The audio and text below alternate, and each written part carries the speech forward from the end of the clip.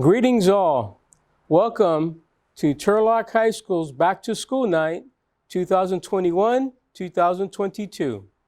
I am your principal, Gabe Ontiveros, and it is an honor to be here, at least virtually. First of all, I'd like to give a big welcome to our school board, especially President Lori Carlson, and of course, all the school board members that might be tuning in, okay? Also, of course, our superintendent, Ms. Dana Trevathan, and all her, district faculty and staff that are up there helping us during these very, very trying times, okay? And of course, parents, guardians, and friends, staff, teachers, and students watching us tonight. Thank you for being with us. First of all, I'd like to introduce my administrative team. As you can see in the picture, we have Assistant Principal Joe Kazenza, which is a gentleman wearing his glasses. And it's also Mr. Aaron Mello, the gentleman on the other end. He's in charge of testing and activities. And I also have Assistant Principal Christy Ricketts, that is next to Mr. Mello, and she's in charge of curriculum and instruction and counseling. And then I have next to me our new dean, Dalila Hernandez, which takes care of discipline and attendance. And again, I'm your principal, Gabe Ontiveros. So a little bit of history on Turlock High School, and to make this super brief.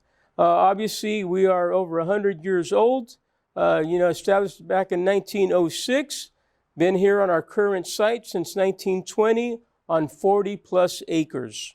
We totally utilize every piece of land, and as it turns out, of course, it's not enough space for the enrollment size of our school anymore. But thanks to the bond N&O, as you probably all well know, we have a brand new science building that we had a grand opening in this past April. Beautiful building. At this point, students are utilizing and taking advantage of the great lab setting there to do all the new STEM projects. Also, we currently have our B and L wing modernizations. So those rooms, they basically got gutted, and they got all the new technology and got a facelift. So make them feel like a brand new building for those teachers and students. On Canal Drive, you've probably noticed quite a bit ago, we did get some parking spaces put in conjunction with the city. And then, of course, our perimeter fencing project was completed also about April, just past April. And so we are totally enclosed now, and we're taking advantage of that. I'm going to jump right into what we expect from our students, and I always refer back to our expected school-wide learning outcomes. And as you can see, we have like an acrostic to kind of make things simple. And basically, we ask that students, following the D for dogs, demonstrate ethical behavior always on campus and off campus. Okay, also to opt in for the O and participate in, numerous activities as much as we can in this world that we're in right now. And then go for goals, being college and career ready. And then, of course, to be able to succeed, being a critical thinker and, someone that loves to learn. We even boiled it down a little bit tighter. And we said, well, who are we? Well, we're Bulldogs. We came up with a mantra. And the mantra is, again, using the acrostic THS, we're saying that Turlock, we're thinkers, hard workers, and self-motivators. So we kind of try to instill this into our students, these big ideas, so hopefully it pays off in the way they are looking for, preparing for their future. What we offer, well, we offer quite a bit. Our AP program is quite robust. We have quite a few CTE pathways that we're able to offer to students. We have programs called our ELD Newcomer Academy, We also have the NJRTC program, the bridge programs to help, students that need a little more support, health careers, and of course we offer many zero periods, which we have right now 255 students involved in that. We have a lot of academic support for our students before school and after school tutoring in English and math specifically. We do offer once a quarter a Saturday support school.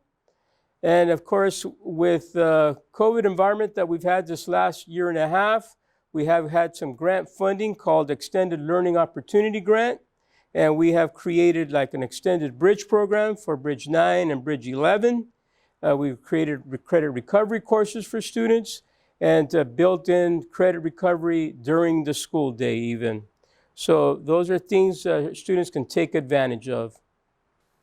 Activities, even in this climate, we have a lot of our clubs still meeting and going and creating opportunities for students. We do have 50 on campus, a little bit more.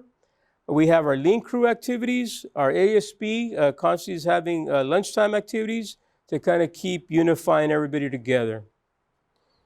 And of course, our co-curricular, such as our NJ program, that we continue to, try to grow that program. So if you have somebody that might be military-bound mind and does not know of our program, please send them our way. Have them talk to Major or Commander, and they will explain all the wonderful things that program does. Sherlock High School counseling is always very busy and accessible, but right now it's a critical time to always reach out to them, whether it's just a social need, academic need, emotional need, that sort of thing. They're reachable online. They have something called a calendar by Calendly, and so they're easily able to access them. And of course, they do the reminds, so you can always look for those.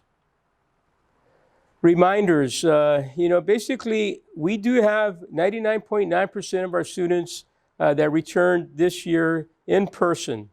And, out of 2,535 students, you could do the math. That's a lot of kids on campus. So, we ask that you still do the proper things, especially when you're dropping off students. Don't drop them off in the middle of the road, please. Try to pull over towards the curb. Make sure that they're safe, right? Use those crosswalks. We have crossing guards in many of them, and so let's take advantage of those. School starts at 8 a.m. for first period, so please arrive 7 minutes before to make sure they can make it on time. Now, if they don't, most of the gates are going to be closed at that point. They'll have to go through the main office, and they'll have to get a tardy pass through the campus supervisor's office. Cell phone policy hasn't changed. During lunch is the time they're permitted to use it, before school, during lunch, and of course after school. If you need to communicate with them, please try to call them during lunch if you're calling them directly on their phone. School IDs, we still kind of try to make sure that they have their school ID with them. We appreciate your support with that and remind them. And of course, Chromebooks, always a good reminder to make sure we're purchasing the insurance that's being offered for them. We are living in a time where we do need to be, health precautiously safe for everybody on campus. So you've heard this, I'm sure, many times. Let's continue to follow the masking indoors, in classes, in the cafeteria, outdoors. It's optional. But, we do have many students that choose to wear them anyhow. It's just for the safety of everyone. As you know, we are still dealing with the COVID environment. Guys, that was a quick sum up of a welcome to our school year, our back to school night.